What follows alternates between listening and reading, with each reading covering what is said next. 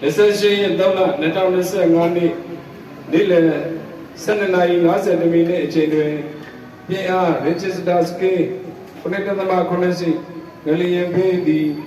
ရဟန်းရှင်လူပြည်သူများအတွက်ထပ်တူဝမ်းနည်းခြင်းငလျင်ပေးသည့်ရဟန်းရှင်လူပြည်သူများအတွက်ထပ်တူဝမ်းနည်းခြင်းအထိမ်းအမှတ်ဖြင့်ကြောင်းလာကြတဲ့အလုံးရှင်သာမဏေများနဲ့ကျောင်းသူကျောင်းသားများအားလုံးက1 မိနစ်အေးစိတ်ညီသိစွာနေပြီးပါရန်မြတ်တရားခံပန်ကြားပါတယ်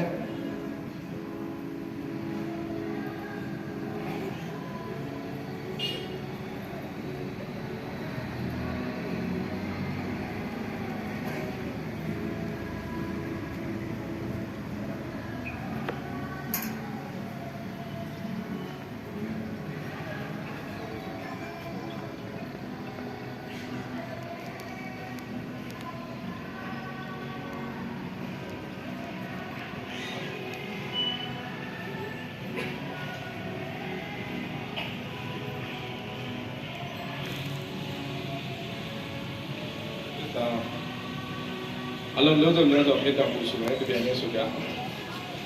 လုံးစုံများစွာအပြေပါသံဃာကိုဆိုင်ရပါစေဘုရားဝါနဲ့ကိစေမြတ်ကြပါစေကျောင်းတော်မကြောက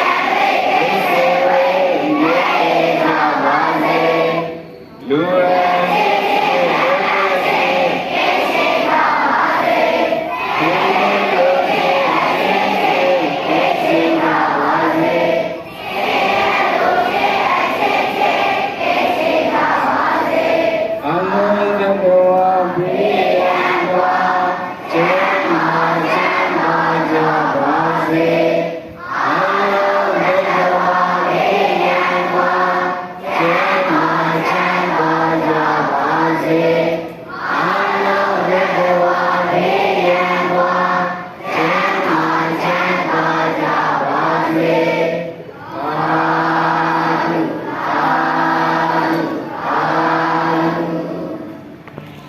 ကိုရင်